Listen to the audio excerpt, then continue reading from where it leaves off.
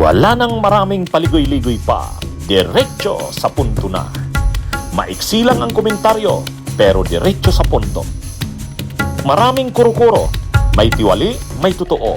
Dito, sa puntong diretso tayo. Punto, diretso. Anong mangyayari kay Risa? Ano? Si Risa ay magsusulo. Si Senadora Risa magsusulo siya. Bakit siya magsusulo? Hindi naman sasama si Risa sa majority block. Hindi rin siya sasama sa minority. Kasi ang lalabas diyan, sila Tito Soto, yung veterans block, Tito Soto, Lacson, Subiri at saka Loren, hindi sasama kay Escudero. Ayaw nila kay Escudero eh. So, dahil sila yung kalaban ng grupo ni Escudero, sila ang magiging minority. Ang magiging minority floor leader dyan, si Tito Soto.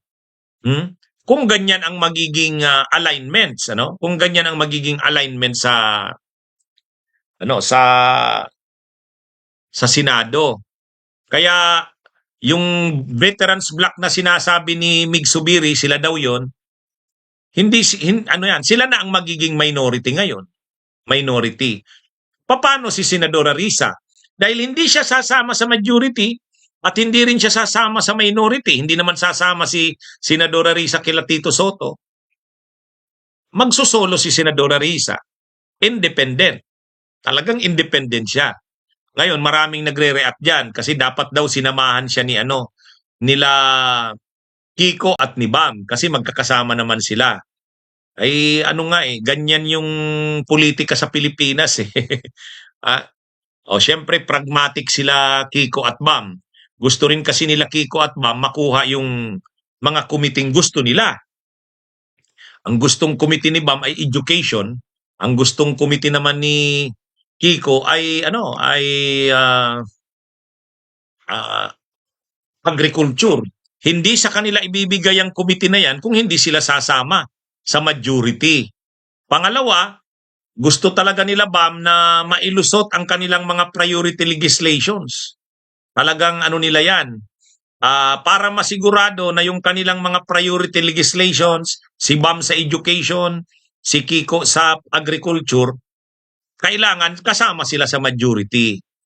Kumbaga, estratehiya nila yan. Siyempre, kay Senadora Risa, malungkot yan. Pero naunawaan naman siguro ni Senadora Risa yan na ganyan yung strategy ng dalawang kasamahan niya, si Kiko at si Bam. So ngayon mga kabunyog, mga kababayan, sa nangyayaring ito, si Senadora Risa, sabi naman ni Senadora Risa, anuman ang mangyari, basta siya,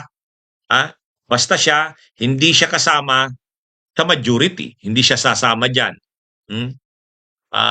Iniimbitahan si Senadora Risa nila Mig Subiri. Sabi ni Mig Subiri na aawa daw siya kay Risa dahil nagsusulo ito.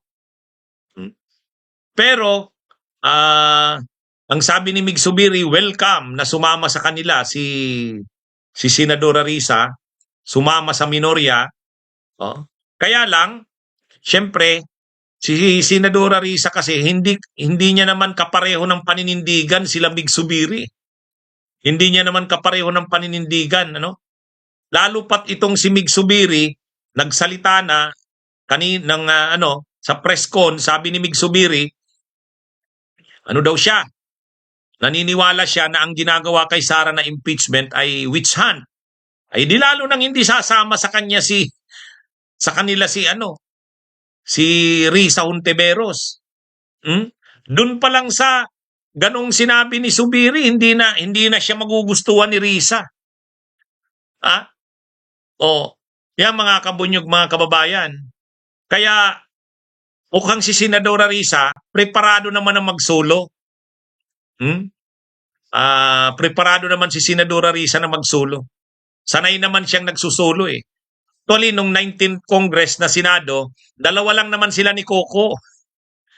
Dalawa lang naman sila ni Coco.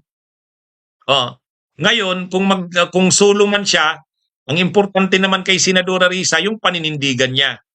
Yung paninindigan. Kaya ano rin medyo matindi rin itong pinagdadaanan ngayon ni Senadora Risa. Under attack siya ng mga DDS. Ha? 'Di ba? Halos makikita mo ngayon yung mga DDS vloggers, yung mga supporters ng Duterte, si Risa ang inaatake. Kahit nga yung abogadong nagbablog, si Libayan, inaatake si Senadora Risa.